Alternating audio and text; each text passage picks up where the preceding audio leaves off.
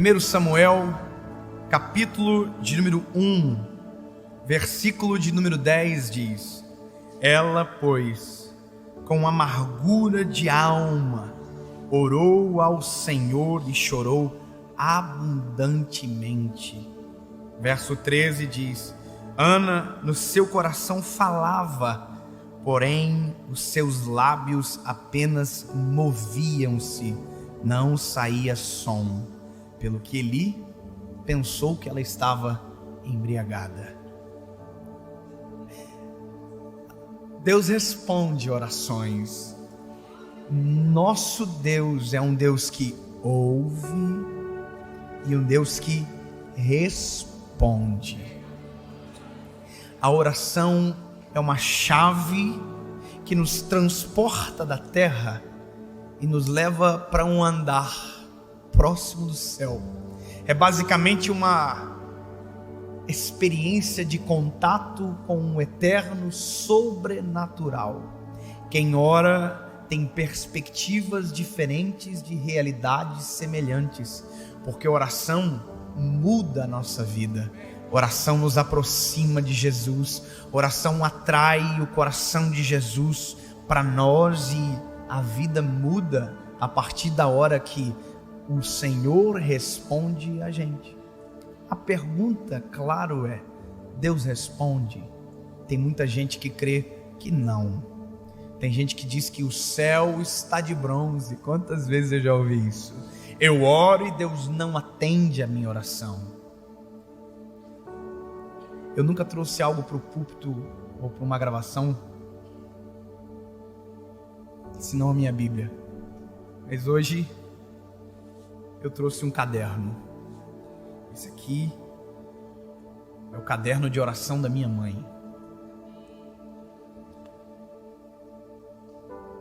Isso é uma das provas que Jesus me fez entender. Deus responde. Deus responde a oração. E vou te dizer mais: até quando a oração é sufocada pela angústia e a lágrima é mais alta que o som da sua voz, Deus responde. Jesus é o único que, na ausência de palavras, ouve e interpreta a lágrima que sai dos teus olhos. Jesus é o único que tem poder para interpretar, para entender e para compreender aquilo que os teus lábios às vezes não são capazes de proferir. Quando você olha para a Bíblia, em especial para o texto que nós acabamos de ler, onde Ana está tão angustiada porque a sua luta é de anos, a Bíblia vai dizer que ela está chorando, orando, e a boca de Ana balbuciava as palavras. Sabe quando as palavras saem cortadas? Eli pensou que Ana estava embriagada. Deus no céu ouviu uma oração completa. Enquanto Eli não entendeu nada e pensou que se tratava de uma mulher alcoolizada, Deus do céu viu um coração contrito e quebrantado e respondeu. Aleluia! Porque assim como diz a palavra, os ouvidos do Senhor não estão fechados para que não possam ouvir, e suas mãos não estão encolhidas para que não possam abençoar. Nós servimos a um Deus que ouve. O problema nosso é que na hora de desespero, de angústia, de temor, muitas das vezes, ao invés de os nossos joelhos se curvarem, as nossas pernas correm para endereços estranhos. A gente se aconselha em lugares errados, a gente pede socorro para as pessoas erradas, a gente acredita em crenças estranhas, sendo que Jesus é o que pode ouvir e te responder. Salmos 55:17. De manhã, à tarde e ao meio-dia clamarei e orarei, e Ele ouvirá a minha voz. Aí Salomão vai dizer: amo os que me amam e os que madrugada me buscam me acharão. Ele ouve. E se o meu povo, que se chama pelo meu nome, se humilhar, se arrepender e se converter dos seus maus caminhos, eu do céu ouvirei a sua oração e sararei a sua terra. Ele ouve, ele responde. Agora, se a dúvida era essa, acabou. Mas é bom quando a gente tem gente perto que nos inspira a orar. Bom é quando a gente tem alguém que não desiste de orar. Bom é quando a gente conhece alguém que sabe o que é a palavra perseverança. Orando, batalhando. E talvez você não sabe, você estar aqui hoje, você ouvir essa mensagem agora, é fruto de alguém que durante anos está de joelhos dobrados por você, clamando, dizendo: volta para Jesus, toma uma decisão, Deus, cuida dele, cuida dela. E hoje você é uma resposta. Ao assistir esse vídeo, você é uma resposta. E a resposta sempre chega na hora certa, porque Jesus sempre é pontual na forma de agir. Alguns dias atrás, minha mãe me chamou e disse: filha, a mãe quer te mostrar uma coisa que a mãe nunca te mostrou.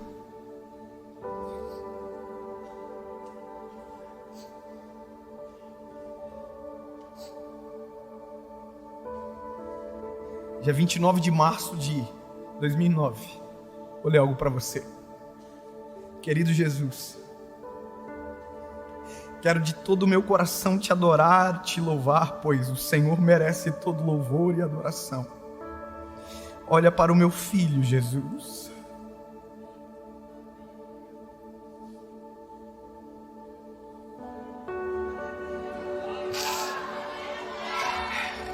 Livra ele do mal, de toda influência maligna, toda investida contrária sobre a vida dele. Cobre com o teu sangue, Jesus. Cerca com os teus anjos, Paizinho. Que o meu filho seja, em primeiro lugar, um grande homem de Deus.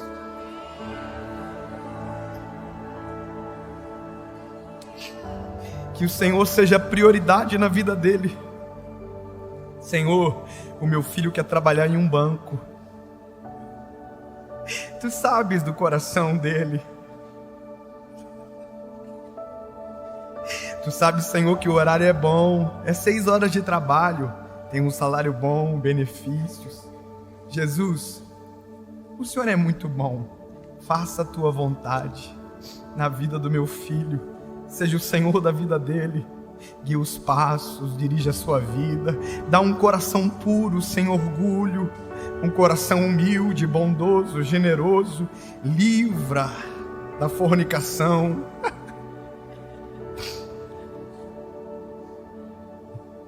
Coloca temor em seu coração.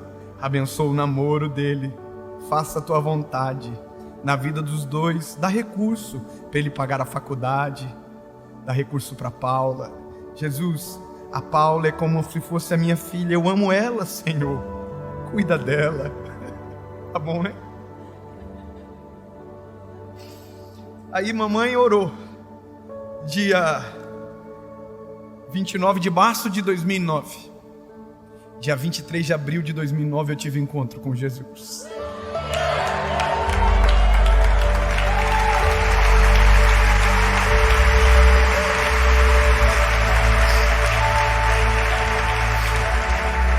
Nem sempre é tão rápido, nem sempre demora muito. É Deus que define o tempo e as estações. Mamãe escreveu, dia que foi 28 de junho. Amado Jesus, muito obrigado pela vitória. Meu filho já começou a trabalhar no banco.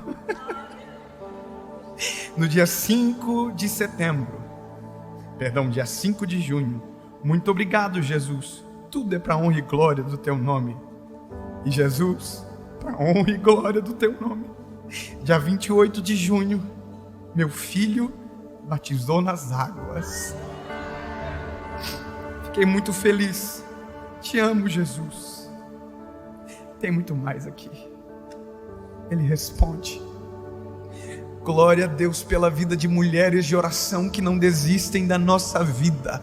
Glória a Jesus por joelhos que se dobram pela nossa geração. Glória a Jesus por joelhos que estão até hoje dobrados, perseverando, clamando para que eu e você sejamos uma resposta, para que nós possamos ter o coração do Senhor, para que às vezes nós possamos tomar uma decisão correta. Antes, Jesus levanta alguém para que os joelhos se dobrem, para que tenham testemunhos tanto em quem recebe e tanto para quem pediu e também recebeu. Jesus é bom. Posso te dizer algo? Não desista de orar por quem você ama. Não desista de dobrar os joelhos pela sua casa. Ei, não desanima, não desfaleça, mas que os teus joelhos estejam dobrados e o seu coração ligados no Senhor, ligados nele, crendo nele, porque na hora certa alguém sempre é atingido por alguém que na hora de desistir não desistiu, que na hora de desacreditar não desacreditou, mas antes orou ao Senhor pedindo socorro, e Jesus responde. Um dia eu,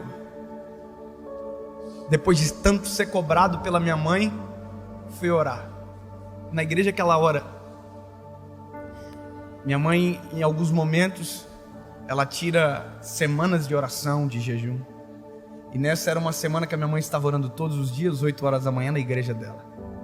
Foi o dia mais constrangedor da minha vida, porque minha mãe sempre me cobra disso. Como está a sua vida de oração, filho? Você tem orado? Você tem buscado o Senhor Jesus? Minha mãe sempre diz: filho, quanto mais você busca, mais você conhece. Mamãe diz sempre: filho, oração atrai intimidade. Quanto mais você busca, mais intimidade com o paizinho você tem. E é difícil dizer para a mãe que você não está orando, porque ela te pega. Minha mãe me cobrou tanto que um dia eu fui dobrar o joelho perto dela na igreja. Cheguei de secreto, dobrei o joelhinho, e ao invés de orar, comecei a ouvir ela orando.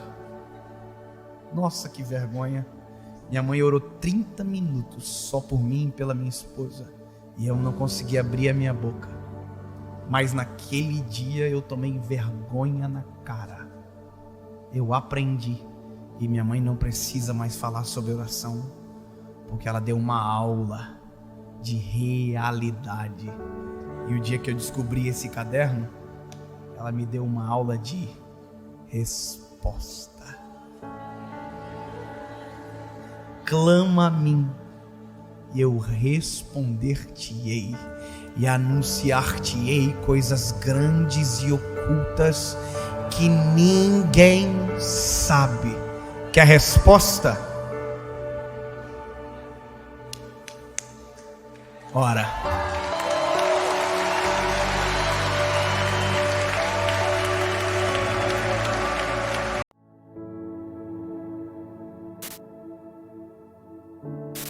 Salmos 63, verso 3 diz: porque a tua benignidade é melhor do que a vida, e os meus lábios te louvarão. Salmos é extremamente poético, são canções, e aqui o salmista está dizendo que o Senhor, que a benignidade dele é melhor do que a vida.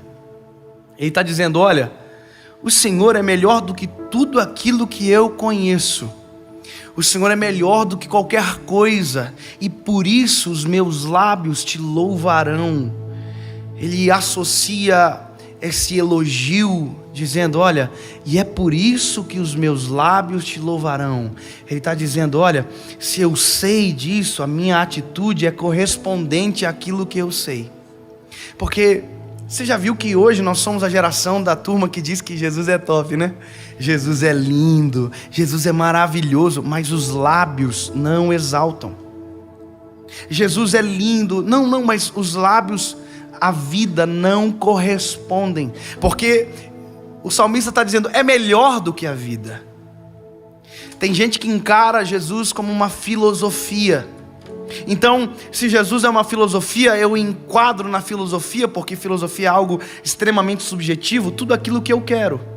Se eu coloco Jesus como uma filosofia, eu atribuo a ele tudo aquilo que eu imagino.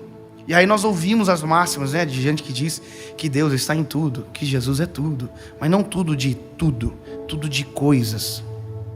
Jesus está aqui, tá? Aquelas bobiças, tudo que a gente ouve hoje. Isso é uma geração fraca da fé. Como não consegue justificar, fala qualquer coisa. E aí nós temos vertentes teológicas que surgem, que dizem que Deus é inacessível, mas também tem aqueles que colocam Jesus como um menininho de colégio. Você pode fazer com ele o que você quiser, que você pode brincar. E aí a gente transforma a intimidade em algo vulgar. Nós estamos hoje aprendendo que intimidade tem que ser exposta. Não, tem coisa que intimidade é para viver sozinho.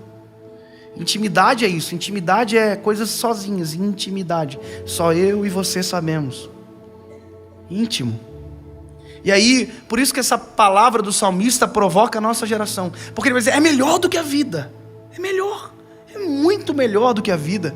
E aí, eu fico vendo o que é o paradigma de vida para nós hoje. Nós temos o I have a dream, o sonho americano dentro da nossa pobreza, da nossa realidade. Eu quero casar, ter filhos. Antes disso, eu quero ter um carro, uma casa e quero fazer faculdade. Porque a gente acha que tudo isso é bom, tudo isso vai trazer felicidade, tudo isso vai trazer alegria. E aí tem pessoas que ficam presas nessa sequela, nisso aqui a vida inteira. Sempre a felicidade está atrelada ao próximo passo. Agora não é feliz, não tem plenitude. A pessoa comprou um carrinho e ele diz, olha, quando eu tenho um melhor, aí sim. Aí comprou o melhor, quando eu tenho um melhor, e essa corrida nunca acaba. Ah, quando eu comprar uma casa maior. E tem gente que nunca saiu nem da favela. Porque pensa que a felicidade está naquilo que vai ter, não naquilo que tem. Eu me lembro uma vez que eu fui na casa de um rico. Que legal. E eu sou muito escandaloso, é verdade. Quem me conhece sabe que eu sou escandaloso. E eu não sei disfarçar as coisas. Eu entro olhando e falando, oh my God. É o meu jeito de fazer o quê? E eu me lembro que eu fui num apartamento. Essa história faz bastante tempo já. E eu era mais pobre que o normal ainda naquela época. Então eu estava mais impressionado ainda. Eu me lembro que eu fui num apartamento duplex. Uau. Eu nem sabia que apartamento até aquele dia tinha 2 andares. Vocês estão rindo porque vocês são tudo playboy, mas eu não sabia. Que eu entrei, eu vi uma escada, eu falei, o que é isso? Saída de incêndio? Não sei, eu não sabia o que era. E aí eu entrei e fui, pé direito duplo. Nossa, eu também não sabia o que era pé direito duplo, eu descobri ali. E aí, irmão, a máxima de tudo foi que eu cheguei na sacada do apartamento e tinha uma piscina. Eu falei, meu Deus, eles têm uma piscina na sacada do apartamento. E eu fiquei tão impressionado, e eu falei pro dono do apartamento. Falei, cara, você tem uma piscina no seu apartamento?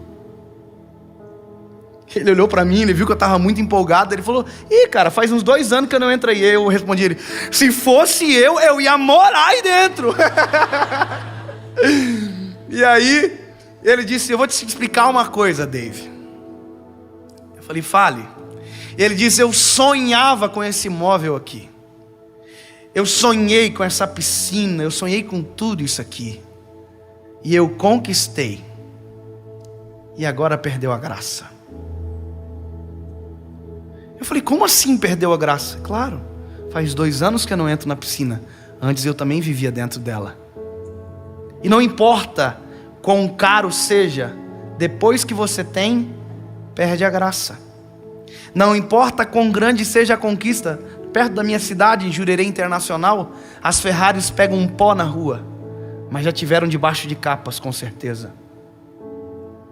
Não importa o valor, se é caro, se é barato. Eu me lembro a primeira vez que eu comprei um iPhone. Milionário.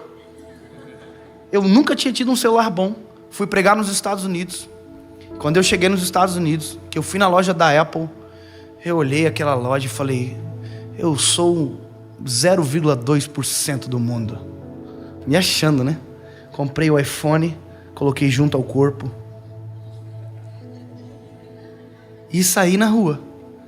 Irmão, Deus o livre se resbalasse em mim. Eu morria, mas o iPhone não quebrava. Perdeu a graça, acredita? A gente atrela a felicidade em coisas que perdem a graça, esquecendo de quem inventou a palavra, o significado da graça. E é por isso que somos a geração mais frustrada que o mundo já viu, porque depois que a gente conquista, perde o sentido. Eu ouvi uma história uma vez de um sábio egípcio, famoso na sua região. Um viajante chegou até a cidade dele e passou procurando de casa em casa aonde estava o sábio da cidade. E o sábio da cidade foi encontrado em uma casa simples, com poucos móveis dentro, sentado em uma cadeira simples, lendo um livro. E aquele homem viajante, muito rico, olhou para ele extremamente desconfiado e disse: você que é o sábio?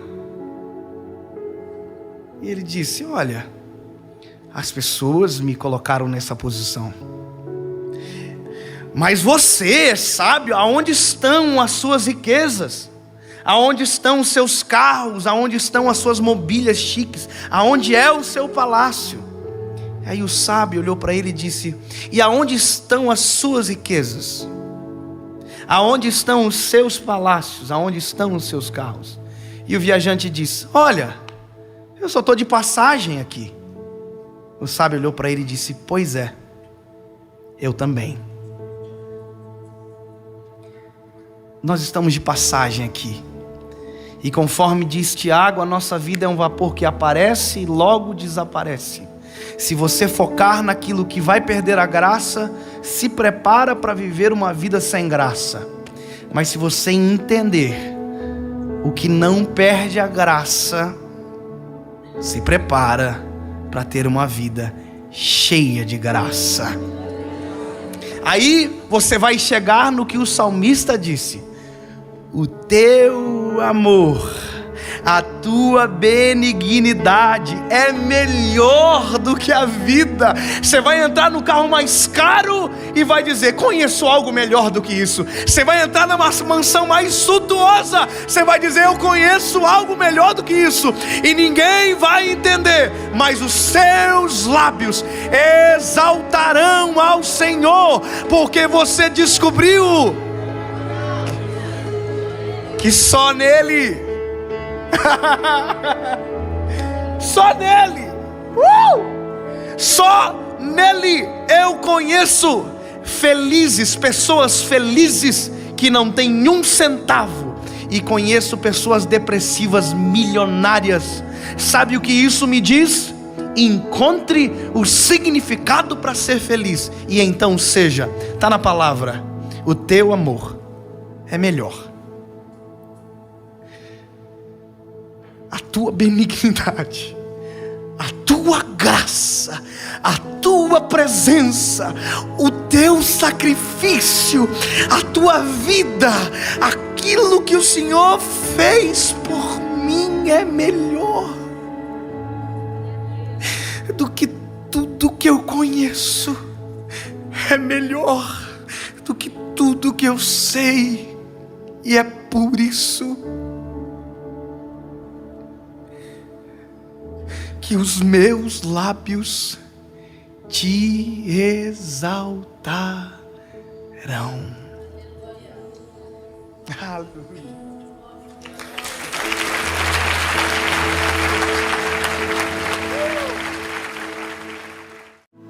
Fala, meu lindo, minha linda, tudo bem com você? Eu tenho uma palavra de Deus para que você comece o seu dia e a sua semana de uma maneira extraordinária. Eu quero te pedir um favor antes do vídeo.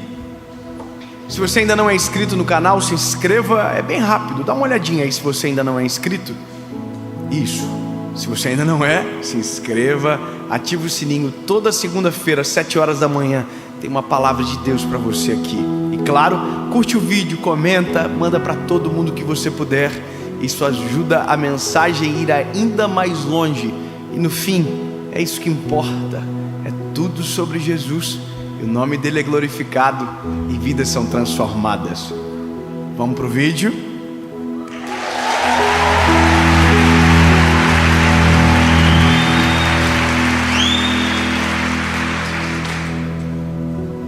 Evangelho de Jesus, conforme escreveu João, capítulo de número 4, verso 48, diz o seguinte: Então Jesus lhe disse: Se não virdes sinais e maravilhas, não crereis. Se vocês não virem os sinais, vocês não vão crer. Eu vou dizer algo para você interessante. A Bíblia, os Evangelhos, se você observar, em tudo existem sinais. Sinais da passagem de Jesus, sinais do amor de Deus, sinais do amor, da misericórdia, da justiça. Existem sinais agora que nós estamos vendo da volta de Jesus, do final dos tempos. Uma das perguntas que eu mais recebi agora na pandemia foi se o que nós estamos vivendo é um sinal. E sim, é um sinal. É um sinal que algo está muito errado com o ser humano. Porque tudo antes de acontecer dá um sinal. Se você ver a natureza, antes de uma grande catástrofe, a natureza já deu sinais. Se você olhar para uma quebra financeira de uma grande empresa, antes de ela quebrar, ela já deu sinais que quebraria. Se você olhar para um casamento que acabou e de maneira crítica analisar, você vai perceber que antes de ele acabar, ele já tinha dado sinais que estava acabando.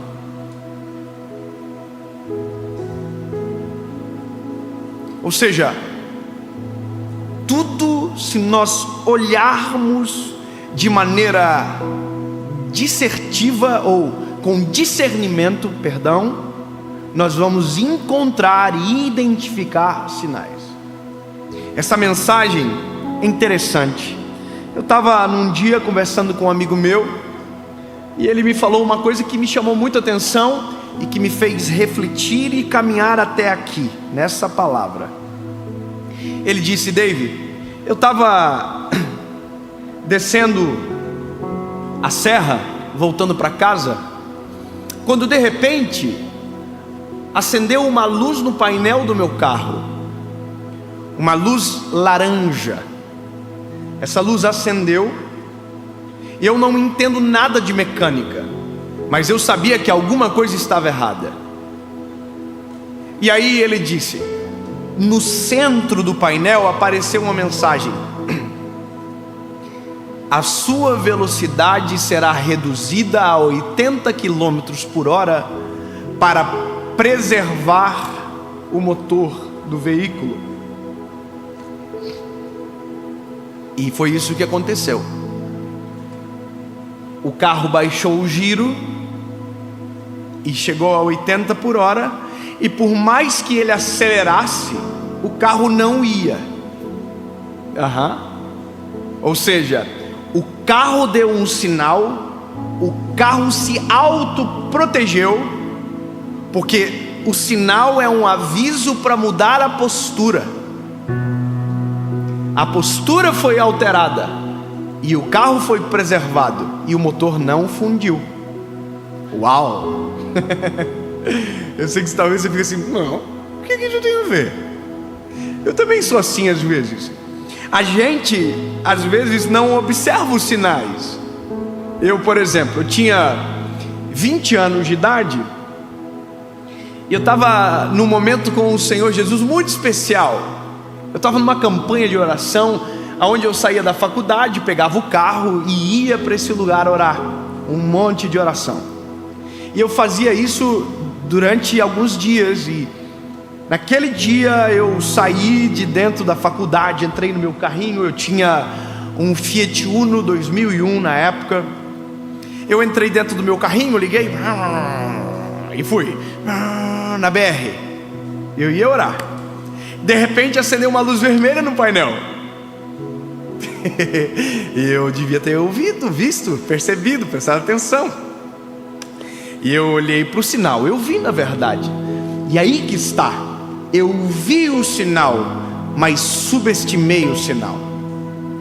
Continuei acelerando, porque eu tinha um compromisso. Eu ia orar. E eu estava aqui. Assim que o Uno faz. E de repente fez assim, ó.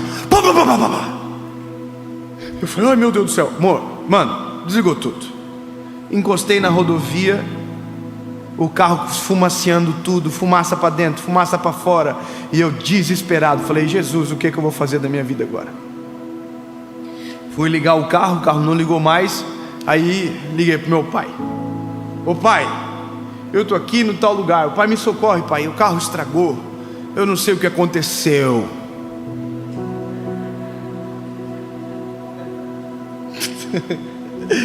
Aí eu tô lá esperando, meu pai chegou. O pai chegou, André, olhou o carro, abriu o capô, o motor tava igual um gato. Tava assim, ó. Meu pai falou assim, eu acho que eu sei o que aconteceu. A bomba de óleo queimou, parou de lubrificar o motor e o motor fundiu. Aí o meu pai olhou para mim e fez a seguinte pergunta: filho, não acendeu nenhuma luz no painel? Aí, irmão, eu não estava tão bem convertido na época.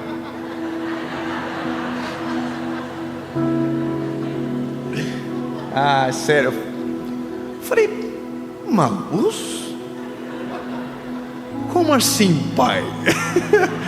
Um sinal? Não apareceu nenhum sinal no painel, nenhuma luz piscou? Não. No outro dia eu estava na frente do mecânico e tive que mentir de novo. O mecânico falou para mim, mas não acendeu nenhuma luz do painel? Aí eu disse, eu acho que o sensor podia estar queimado. Conclusão, anos depois eu falei pro meu pai, pai, acendeu uma luz no painel e eu ignorei. E o meu pai disse para mim, eu sabia. Porque sempre dá um sinal.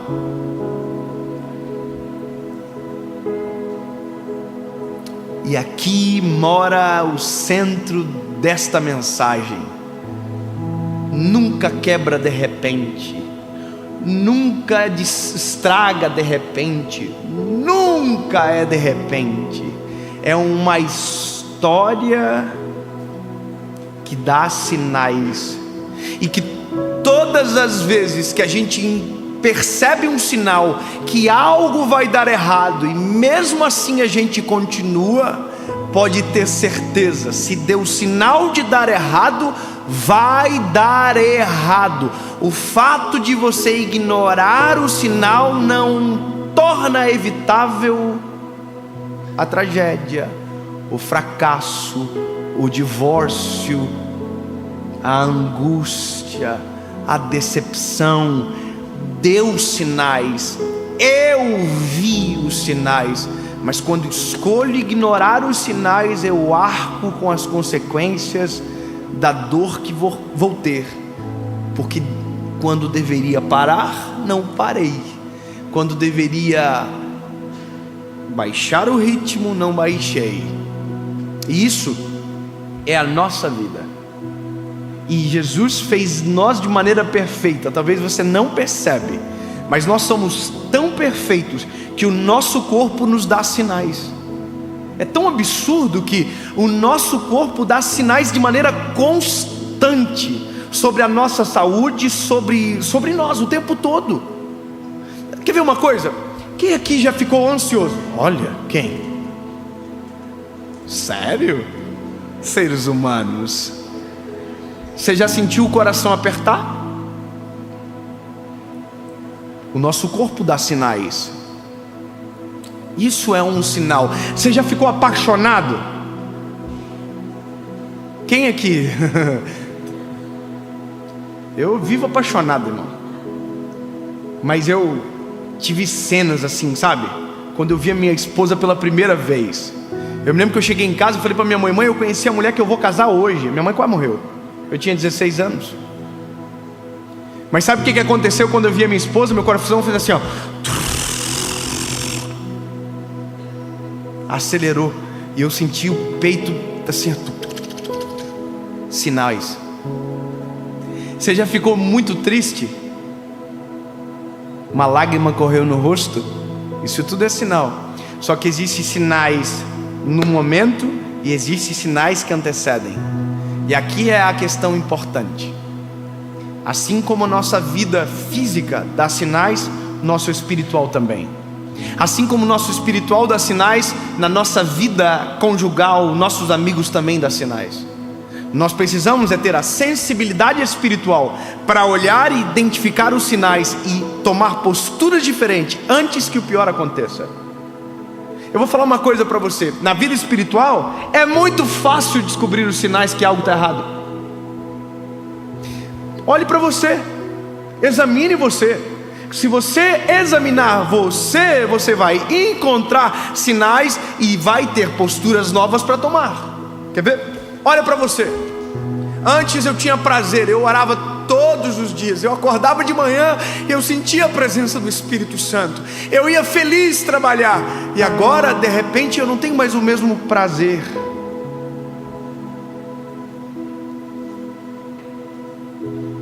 Antes eu acordava e eu cantava canções, eu tinha vontade de buscar a presença, e eu não tenho mais isso. Eu não... um sinal. Antes eu acordava cheio do Espírito Santo, antes de dormir eu dobrava os joelhos e eu agradecia. Não fez mais? Sinais de que a sua vida espiritual está em declínio. Só que aí que está. Aqui às vezes dá para você fazer isso aqui, ó. Mas tem gente que espera fazer isso aqui, ó. Pum! Lá no poço. Casamento é igual. Lembra quando você casou, meu lindo? Você chegava lá em casa aqui, ó. Pá!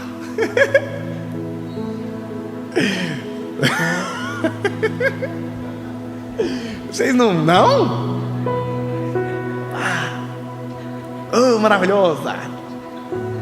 Top! Te pego hoje, aleluia! Não? Uai, só eu que sou assim? Vocês estão tudo fingindo. Não, irmão, o negócio é tempestade no deserto. Deus é fiel. Já ligo, ei, tô chegando, aleluia. Sabe, quando isso que era uma constante acaba, é um sinal. É um sinal que uma rota precisa ser convergida. E esse é um negócio que parece tão simples e tão simplório, mas que a palavra já diz: os sinais são importantes. Então olhe os sinais. Se algo está saindo do eixo, toma uma postura, volta. Mude a forma, mude o jeito, altere o método, crie uma coisa nova. Mas não pode deixar e ignorar os sinais. Lembra, a luz vermelha acendeu e eu continuei acelerando como se nada tivesse acontecendo, mas o carro deu um sinal: para! Na nossa vida, se nós olharmos de maneira crítica, intencional, sinais em todas as áreas apontam lugares onde precisam ser melhorados. Se nós olharmos para a nossa vida espiritual, existem sinais que precisamos orar mais, jejuar mais, buscar mais o Senhor. Se olharmos para o nosso casamento, haverão sinais dizendo: você precisa ser mais carinhoso, você precisa dedicar tempo de qualidade. Se nós olharmos para os nossos filhos, eles estão dando sinais. Você tem que soltar essa porcaria de telefone e ficar mais com seus filhos. Os sinais estão aí, estão escancarados, e a gente está tampando os olhos como se nada tivesse acontecendo, ou pior, como se tudo estivesse bem, e os sinais estão gritando: pá, pá, pá, alerta, está com problema. E a gente está continuando, sendo que se olhássemos e levássemos a sério, tomaríamos uma postura diferente, corrigiríamos a rota e o acidente seria evitado. Sinais acendem para ser apagados. Eu tenho um carro agora que ele acende quando o pneu está murcho. Então eu sei que se aquela luz está acesa, eu só posso andar quando ela apaga, porque senão eu destruo o pneu do carro. Simples, não é? Mas tem gente que vê a luz do pneu murcho na vida e continua andando como se ele tivesse cheio. E aí a gente chega aos finais das histórias: divórcio, abandono, infelicidade, angústias que foram provocadas justamente por a gente ignorar os sinais. Olha, meu filho, eu tenho meus 2 meninos, né? Sabe o que é engraçado? Quando eu estou distante deles, eles dão sinais. Sabe como que eles dão sinais? Tentando chamar minha atenção.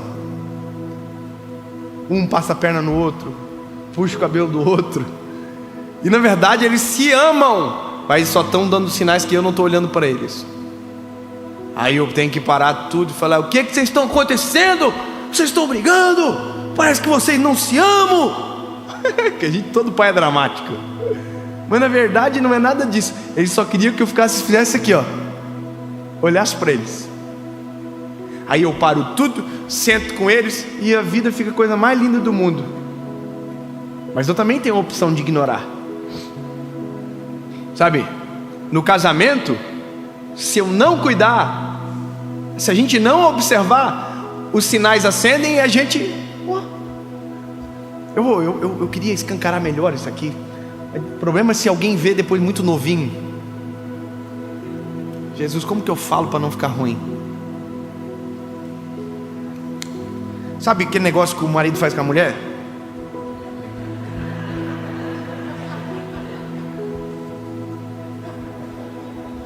Amém? Eu não sei falar dessas coisas, mas vou ter que falar porque está na mensagem, vou ter que falar. Então, sabe aquele negócio lá? Sabe ou não? Amém? Amém. Então já entendeu, né? Então aquilo ali é um sinal. E no casamento é um dos grandes termômetros, sabia? E a gente não leva a sério, sabia? Eu vou falar uma coisa minha aqui, ó. Só tá nós, né? Eu e minha esposa, a gente fala sobre isso. Olha aí, vamos se avançar aí, hein? Não vamos deixar a peteca cair, não vamos deixar o negócio apagar, não. Vamos fazer uns negócios diferentes. Vamos dar uns rolê. Vamos fazer umas doideiras aí, porque não dá para deixar esquentar apagar, não. Porque eu viajo e você fica sozinha. E aí? Vamos ficar brincando? Porque não sei se você entende, mas as tragédias da vida começam em sinais ignorados. E a gente tem que observar, porque eu só vou poder pregar até o final da minha vida se eu manter o mesmo casamento, a idoneidade, uma mensagem que é mais pura do que às vezes aquilo que eu falo no púlpito, a minha família. E é isso que nós temos que entender. Olhe os sinais. Eu já fiz carta para minha esposa dizendo: amor, ó, precisamos mudar isso. Saí para viajar com o coração partido, deixei para ela. E já aconteceu vice-versa. Eu não sei porque eu estou falando tanto disso, mas eu entendo que Deus tem um controle absoluto sobre essa palavra. E de verdade, alguém vai ser extremamente transformado por isso. E de verdade é isso que importa. Então, meu lindo, minha última palavra para você é: olhe para a sua vida emocional, espiritual, financeira, todas as áreas. vira a chave e observam as luzes de sinais que se acendem. Aonde tiver uma luz acesa, dê conta de apagar. Se a luz acesa for na sua vida espiritual, dá uma olhada como você está, a sua oração, sua leitura bíblica, seu devocional, em que nível você está. Se a luz for no seu casamento, dá uma observada. Quando foi a última vez que você deu uma namorada com a esposa aí? Quando foi a última vez que você deu um eu te amo bem lindo assim, pá, olhando na baguinha dos olhos? Te amo, minha linda. Você sabe. Se for com seus filhos, o sinal, lembra quando foi a última vez que você sentou no tapete para brincar com eles e esqueceu da hora passar? Porque em todas as nossas áreas da nossa vida, em algum momento algum sinal acende. E glória a Jesus, porque se tivermos sabedoria, apagamos todos e vivemos de maneira plena aquilo que Deus tem para nós. É possível ser feliz no casamento, é possível ter uma vida espiritual extraordinária, é possível ser feliz em todas as áreas da vida, mesmo tudo dando errado lá fora. Mas se nós cuidarmos do nosso cenário aqui dentro, é possível. Apague as luzes dos sinais e observe, porque sempre terão novos sinais. E tem um sinal que a gente não pode ignorar, e esse talvez seja o mais importante. Olhamos para a nossa vida, olhamos para os nossos filhos, olhamos para o nosso casamento, mas quando olhamos para o céu, existe um sinal que não pode ser ignorado. Jesus está voltando. O mundo grita, a Bíblia fala de sinais, o amor esfriaria, nação contra nação, filhos contra os pais contra os filhos. Observa os sinais, convertam o vosso coração, sejam transformados pela presença de Jesus, porque se tem um sinal, a gente precisa levar a sério. Deus, no nome de Jesus, Pai, nós não ignoraremos os teus sinais, nós não ignoraremos, Senhor Jesus, o fato de que o Senhor deixou termômetros aferidores na nossa vida, na nossa história, nas nossas emoções, na nossa vida espiritual. Senhor, não permita que a gente ignore os sinais. Abre a nossa sensibilidade para que possamos observar e saber como agir. Deus, no nome de Jesus, que olhando para Ti, possamos identificar o que precisa ser transformado, mudado em nós. Uma luz acendeu, e talvez foi exatamente essa mensagem que fez a luz aparecer. Que em nome de Jesus ela seja apagada. Amém.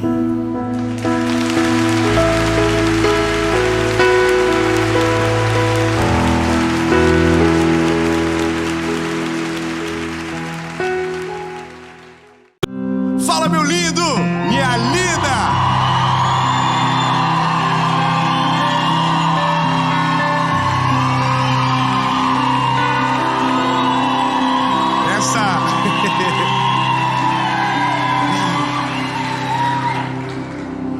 É isso.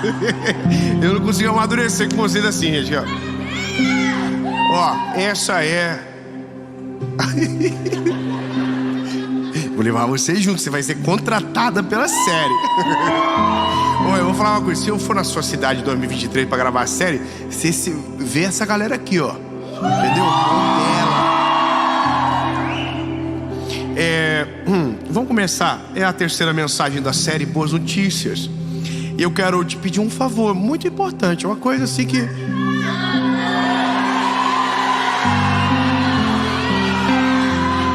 Você entende? Aí você fica aí vendo, eu não vou curtir. Curte o vídeo. Curte, comenta, compartilha. O que ajuda? Ajuda que o YouTube olha e fala assim, que é isso, hein? Deve ser um conteúdo relevante. E aí manda para mais gente. Quanto mais gente assistir, melhor. A palavra de Jesus vai mais longe. E nós ficamos tudo felizes. Foguete. Amém?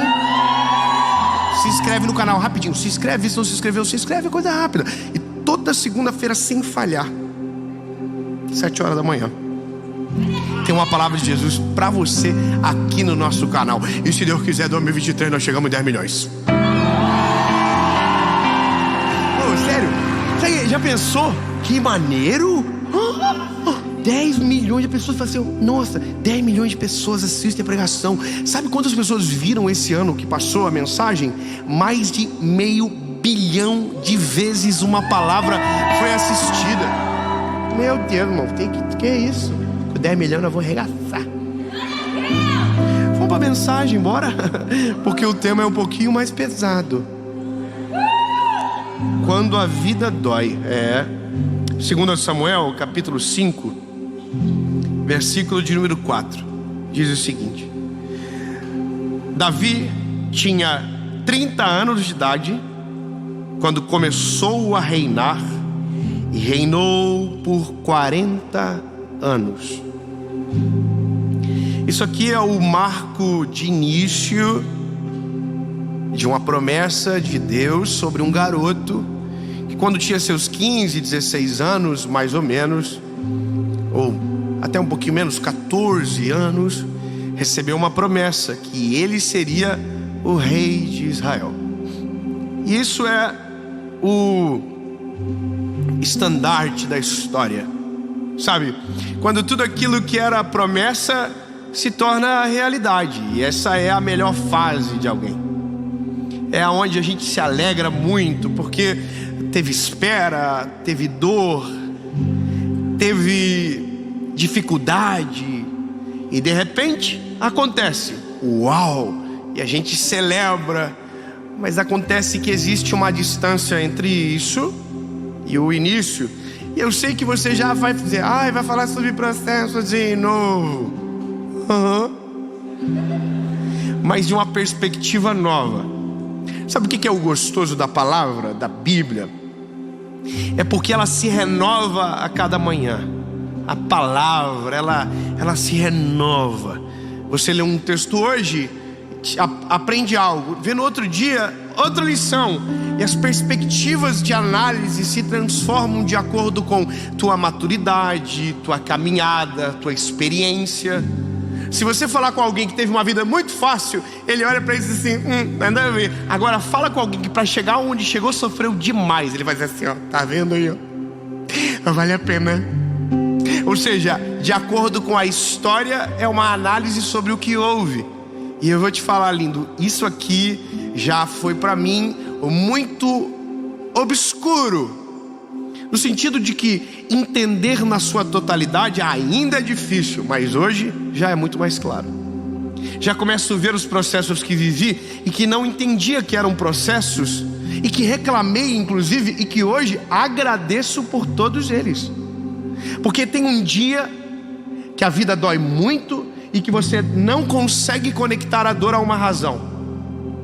Tem dia que a vida te apronta e você não consegue conectar isso ao que Deus quer.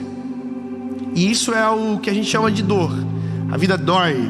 E a vida dói mesmo, ela é assim. Eu sei do que eu estou falando. Eu já não soube, mas hoje sei. Entende? Hoje eu tenho 32 anos, eu sei algumas coisas a mais. Mas tá bom também, não precisa saber mais não. Porque para saber você tem que ter umas tretas, uns B.O. E tá bom.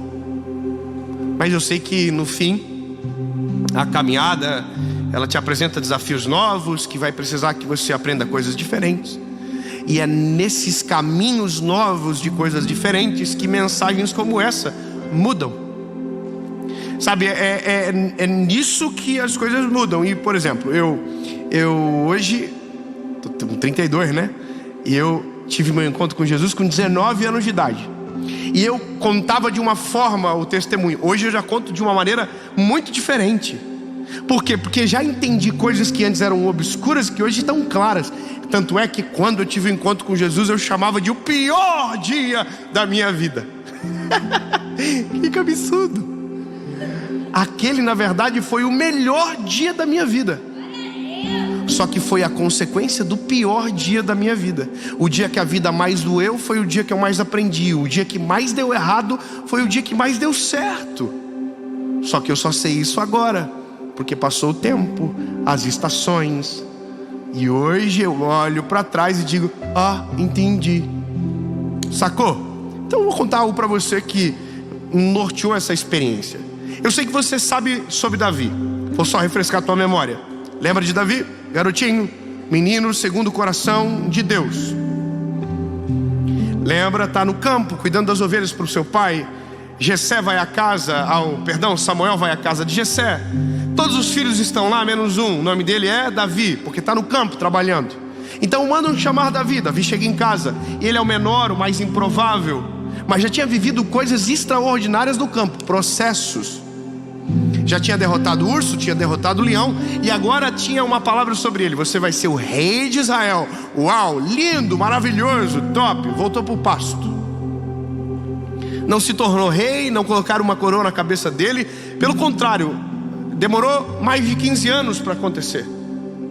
Voltou para o campo, voltou para o pasto com uma palavra. Pior, se tornou perseguido por conta da palavra que recebeu. Saul, que era o rei, começou a perseguir, não só para perseguir, mas para matar o garoto.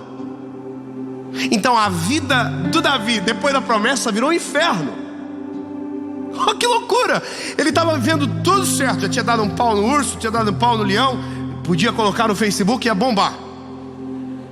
Não. O tal do Samuel apareceu lá. Você vai ser o rei de Israel. Eu falei: nossa, mas eu nem tenho roupa para isso. Pois é, no dia que ele recebeu a melhor notícia, começou a pior fase da vida dele. É doido isso. Ele sabe que vai ser o rei de Israel, mas agora é perseguido. E olha como isso na Bíblia se repete. José vai ser o governador do Egito. Não antes, humilhado, vendido, escravizado, envergonhado, caluniado. Noé vai construir a arca que vai salvar a tua família. Não antes de ser motivo de piada, chacota, abandono, humilhação. Me parece que a dor é uma substância poderosa para fazer o processo se tornar efetivo. Me parece que as angústias ou as ardúrias da história são exatamente aquelas necessárias para fazer a gente aprender, para que quando chegue no endereço não perca o coração do início. Não entendeu, né? Eu vou dizer só uma parada maneira para vocês. Eu tô até pensando, sabe, fazer um vídeo sobre isso, mas eu tenho raiva porque os irmãos são muito invejosos. Tem uns irmãos invejosos, sabia? Aqui não tem não, mas tem uns que... Araçatuba não tem. Aqui todo mundo fica feliz quando o outro Deus abençoa. Não fica, não é verdade. Aqui não tem. Aqui... Mas eu vou falar, irmão, eu prego há 12 anos, na internet há 5, e eu contei várias fases da minha vida já na internet, várias, porque eu sou muito fofoqueiro. E quando eu vi, falei. A minha esposa fala: tu não precisava falar, homem. Falei, tarde demais, tá na internet, não vou tirar. Print é eterno, se você tira alguém também salva, então não adianta. Mas eu contei várias vezes já da kitnet, da Vila do Chaves que a gente morava, aí do apartamentinho que a gente decorou, aí dos apartamentos de aluguel que a gente viveu. E aí eu contei até no mês passado agora uma parte da promessa de Deus sobre a casa que a gente vai morar, da planta e tal. Se você viu, beleza, top. Agora a gente está indo para o apartamento que a gente sonhou durante muitos anos, e a gente vai se mudar. Deixa eu ver se não tem ninguém com inveja. Graças a Deus, todo mundo, que legal. Eu também sou assim, quando alguém fica contando coisa boa, eu falo assim: top. Que isso? Eu fico feliz, porque isso é um segredo de prosperidade. Quando você celebra o que Deus está fazendo na vida de alguém, você abre caminho para Deus fazer na sua história também, entendeu? Então enquanto você não aprende a aplaudir e celebrar a vida de alguém do que Deus está fazendo, você fica sempre no mesmo marasmo, na mesma história. Então um negócio, dica importante: Deus está fazendo a vida de alguém. Agora, olha que legal. A gente vai se mudar para esse apartamento maneiro, sonho, top. Nós estamos tudo igual aos pintos no lixo. Alegria. E aí essa semana começamos a fazer a mudança, porque a gente vai para a turnê mundial. Quando voltar, volto pro meu apartamento. Aí então eu tô com as mudanças, fica tudo guardado. Aí a minha esposa arrumando as coisas e encontrou o caderno meu da faculdade. E o caderno da faculdade meu tinha para duas coisas: para fazer planilha de obra e estudar. Era mais planilha. E olha só, é do meu apartamento, quando eu decorei ele. Tinha 48 metros quadrados, financei para pagar em 25 anos. No dia que assinei, fiz a conta, sabia que ia envelhecer com aquilo. Mas olha só que maneiro. Eu coloquei a pedra na parede, eu que instalei o chuveiro, eu fiz tudo. Tudo. Eu fiz a mudança. Não é mais assim agora. Eu tinha no caderninho anotado, na última folha, as continhas: R$30 parcela do gesso, R$40 parcela de não sei o que. Aí eu fechava a continha total, colocava o meu salário, diminuía, e ficava quase que no 0 a 0. Sobrava R$100, R$80 pro mês. E tá lá, a minha esposa mandou pra mim: olha, amor, o que eu achei. Aí eu falei: pois faz uma coisa, chama o arquiteto e pede pra colocar isso num quadro. Coloca num quadro e coloca numa parede da casa que a gente vai passar todo dia, para que a gente nunca se acostume com o extraordinário e que lembre quanto isso custou da nossa caminhada. Coloca no quadro. Sabe o que é isso? Quem suporta processo não se esquece de onde Deus tirou, não se esquece de onde saiu, não se esquece. Entendeu? Então não é para contar para os outros, é só para eu passar e ver. Olha só, tudo começou assim. Por isso que processos são importantes, eles gravam memórias a gente. E agora, deixa eu clarificar isso para você. Eu vou entrar no Davi já na história mais profundamente, mas só isso aqui. Eu fui para a Argentina agora, ganhei uma viagem da editora, e a editora levou nós para a Argentina e nós fomos para um negócio lá do tal das vinícolas. Chique, irmão. Negócio chique. Comida diferenciada. Que isso? É para comer ou para tirar foto? Uns vinhos bons. Aquele negócio dos litrão de 5 litros ficou no passado. Agora é tudo. A taça bonita. Finge que entende, finge que entende. Notas de madeira. E eu tava lá no meio desses irmãos. E eu nem sou muito dessa praia, irmão. Mas lá eu tava, nossa, que top, olha. Ameixa, tem ameixa. Mas olha que interessante. Eu não sabia nada desse universo. E lá é a terra disso, é cultural. Não se escandaliza. Ai, meu Deus, eu pensei que era pecado. Jesus transformou água em... Nossa. Só pra dar um... É que tem gente que trava com as coisas assim. Ai, meu Deus, eu não acredito. Eu tenho uma tatuagem no peito, irmão. Toda vida que vaza um pedacinho, a pessoa fala assim: poxa vida. Calma, gente. É só pra mim, não é pra vocês não. É só para meus filhos ver e perguntar o que é. Eu falei: é o nome de vocês. Tá aqui no meu coração, em cima, para sempre. O dia que eu esquecer de algum momento da prioridade, tá no meu coração: Jesus e vocês. Só pra mim. Tem coisa que a gente que gosta de fazer confusão mesmo. Mas é só... Aí eu tô lá e eu não entendo nada. Tô aprendendo, todo mundo falando do povo chique. Olha, que tal, que eu estou achando, o vinho, e eu... Aí fiz uma pergunta: qual a diferença do vinho branco pro vinho tinto? Aí ele falou: a casca. Eu falei: a casca? Como assim? Não é a uva? Não, é a mesma uva. Só que num processo diferente do outro. Do vinho tinto não se tira a casca até o final, e do vinho branco se tira. Eu falei: ah, é? Então o segredo é a casca do vinho? Ele falou: o segredo é a casca da uva. E quanto melhor a casca, mais caro, mais nobre é o vinho. Porque toda a estrutura, acidez, sabor e cor estão na casca, não estão no interior. Aí a gente, irmão, a gente é pregador, né? Aí eu tava assim: oh, aleluia. E já fazendo notinha no telefone: sério? Explica mais. Aí ela me contou uma história. Uma família muito tradicional da Argentina tinha um terrário em um lugar muito alto. E todos diziam que naquele lugar não daria, porque a temperatura ia destruir a planta, a videira. A mulher estudou, bateu no peito e falou assim: eu vou plantar lá. E plantou. Descobriu-se uma coisa: a uva se adaptou. Ela estava no lugar mais frio, mais próximo do sol. Resultado, a casca ficou mais grossa para defender o interior.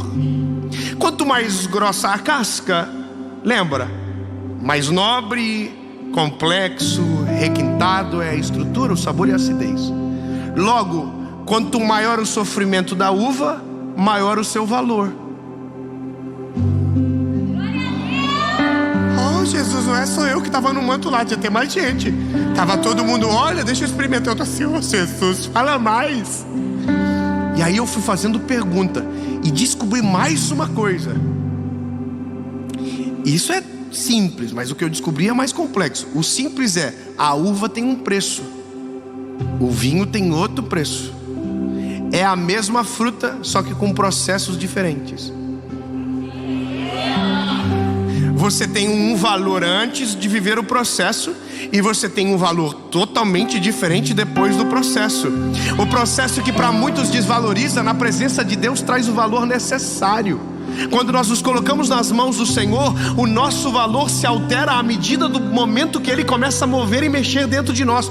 Ou seja, a nossa oração é, em vez de desejar fugir do processo, é dizer: Jesus, me deixa no teu processo, aumenta o meu valor, porque o valor da gente glorifica o nome dele. Quanto maior o processo que a gente passa, mais importante no final a gente fica. E essa importância não está conectada com a gente, está conectada com a glória do nome dele. Agora vai ficar mais difícil. Meu Deus, irmão. Aí eu tô vendo lá que dentro de um terrário pequeno pode ter até 4 tipos de terra diferente. Aí tem a terra que tem argila, tem a terra que tem pedra. Agora pasmem, a pior terra é a pedregosa. Você acredita que a uva mais valiosa...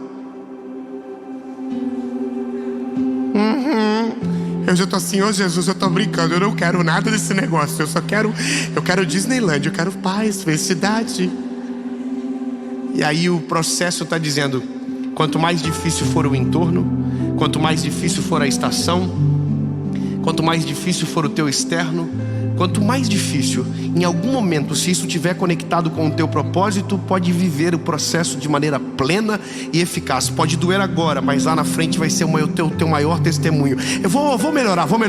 Aquilo que te dói agora, o processo que te incomoda agora, a angústia que te aflige agora, em nome de Jesus, quando conectado com o teu propósito, se tornará o teu maior testemunho.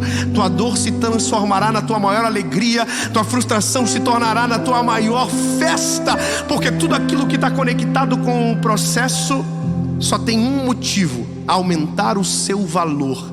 Quanto maior o processo, maior o valor. Quanto mais grossa a casca, mais saboroso é o vinho. Então, lindo, eu estou olhando aquela terra pedregosa e dizendo assim: meu Deus, como nasce aí? Nasce, sabe por quê? Porque a planta começa a fazer manobra com a raiz.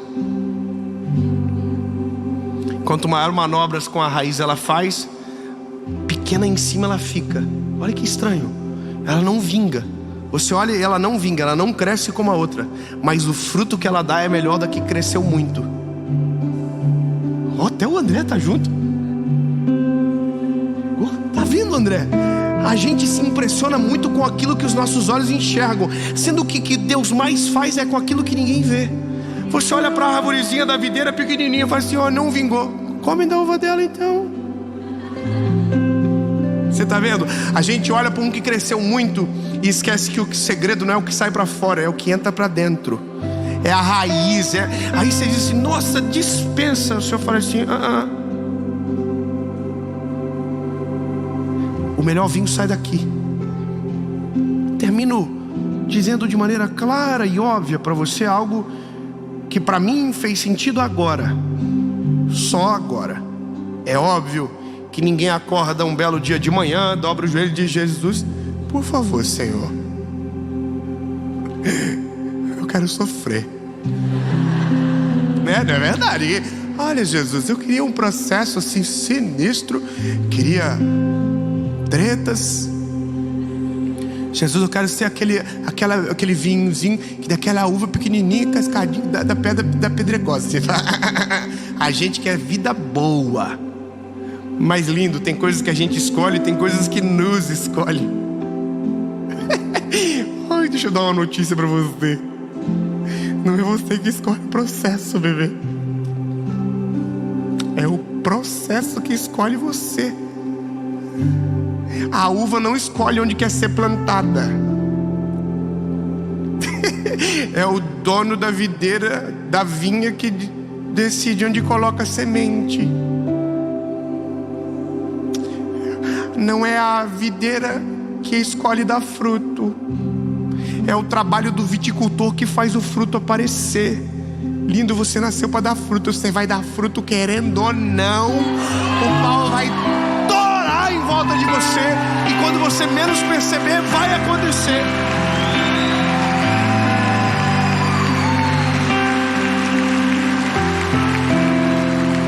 Porque a gente olha para nós.